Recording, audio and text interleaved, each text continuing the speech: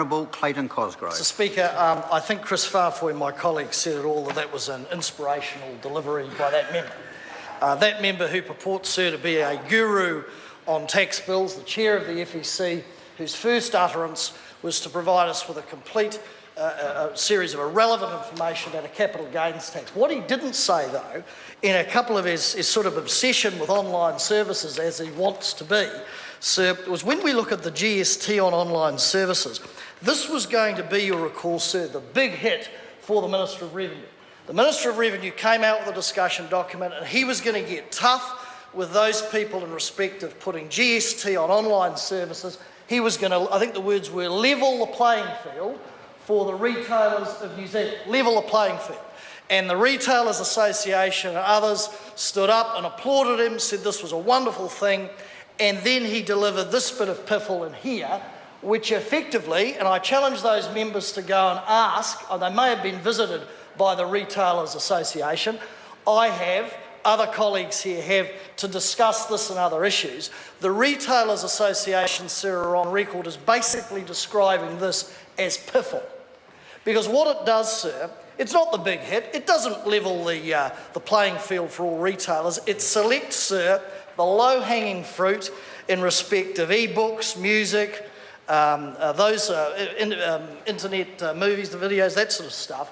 And that, sir, you know, if you're competing with Apple iTunes, you're probably not going to be the local music seller from down the road on the corner with one staff member. No, you're going to be the big end of town, the warehouse, and those big retail providers, sir. It doesn't deal with any of the things like, for instance, purchasing clothing overseas. It doesn't deal with any of those imported purchases that of the vast majority of small to medium-sized businesses, sir, are competing with, because it doesn't touch or impose GST on any of those areas. So the Minister came out, Todd McClay, with a big hiss and a roar, a discussion document saying that he was going to level the playing field. And what did he do? He picked out music, e-music, e-books and one or two others and said, isn't this wonderful? Well, I invite, it'll be very interesting to see the Retailers Association and their submission to the Select Committee when this goes through, because I know, sir, there is gross disappointment amongst retailers that the Minister didn't keep his promise and didn't go far enough. Sir, this is just yet again the modus operandi of this government, is when a problem comes up and it's politically difficult, they hold off and hold off and hold off until they read the opinion polls and work out, hang on, a bit like the property issue in here, the people have had a guts full of this, we better be seen as a government to actually be doing something practical. So what they do, sir, is take a minimalist approach, we'll get to the bright line test in a minute, to do just enough to be seen to be doing something or anything, and then they tell the people it's all a done deal. Well, people aren't silly, and those new members over there who've been elected ought to realise that.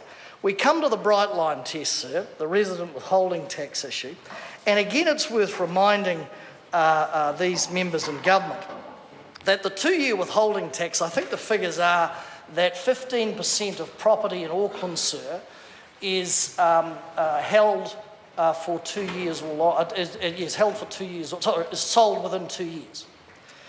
Most property is held longer than that because, you know, and those who've studied a bit of economics over there, Mr Bailey and co, will know that if you're making 24, years awake, you're making 24%, sir, per annum on an investment. And I'd argue that Auckland property, unless Mr Bailey has got another investment hidden away somewhere in that great portfolio of his, that's making more than 24%, I reckon he'd agree with me that that's the best game in town. That a 24% annual return is the best investment you're going to get in New Zealand, bar none. Possibly bar none in many respects in a global sense, sir. So most people, of course, are going to hold for 2 years. Why wouldn't you if you're making 24 points a year? So as we said in the last pieces of legislation that went through around this, it's not going to work, sir.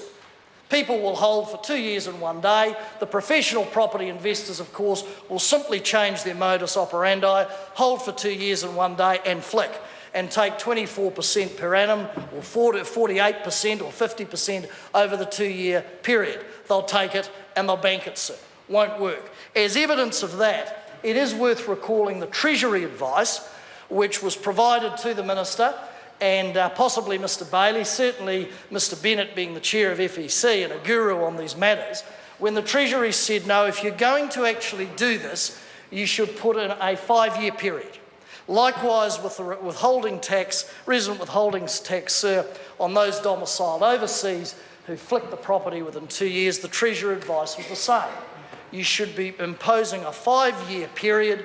That in itself may have some sort of effect in changing people's behaviour. But I know, again, what these folks in government wanted to do after the feet were put to the fire on Auckland house prices, after people, and young people especially, certainly maybe a number of young people listening to this debate, hoping that they may be the odd one in the precincts of this house, sir, may one day wish to take part in the Kiwi dream and actually own their own home.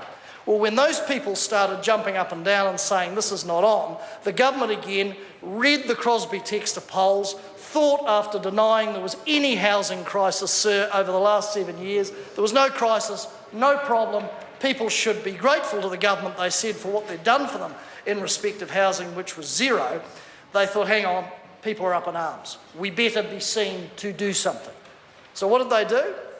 They picked this little doozy out, sir, the previous legislation and this, and said, okay, we'll say to folks, you've got to hang on to your property for 2 years, or if you're domiciled offshore, you've got to hang on to it for 2 years, otherwise we'll hit you with a marginal rate of tax.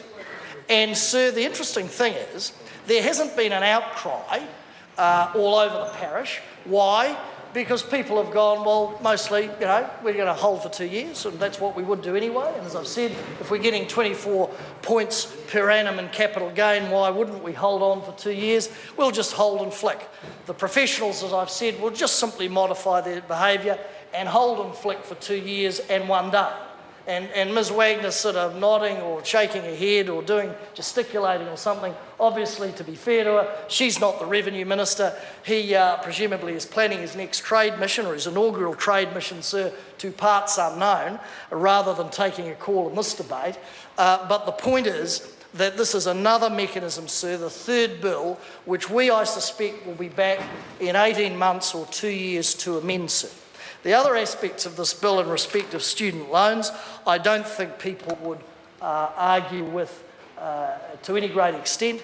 It is a fact, sir, and I've had a student loan. I got my first degree under the old system where you got, I think it cost about $300 a year, and you got about $1,500 a year in the old bursary, which generally, sir, I'm sure the Speaker and a few others over there would recall, kept you going at the student bar occasionally over the academic year. The second degree was under the student loan system. And it is right that if we incur those debts to the taxpayer, that we get the benefit of a tertiary education, that we pay those back. There are always arguments and equity arguments around the fringes as to the extent and the process and burden that's visited on those young people if they can't get decent paying jobs in New Zealand.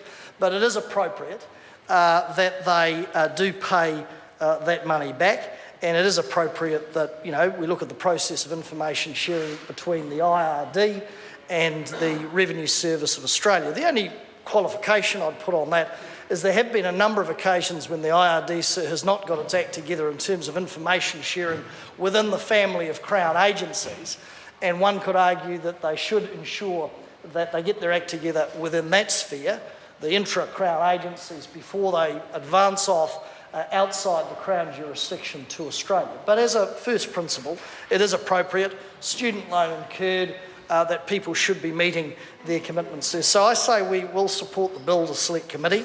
There will be some very, very interesting, I know there are other aspects of this bill, sir, there will be some very interesting submissions. No doubt the Retailers Association will come and say, hey, we had high hopes for a level playing field for our members, and sir, we were sadly disappointed. But it will be very interesting to see the explanations coming from the Minister and his successor as to why they didn't meet their so-called commitment.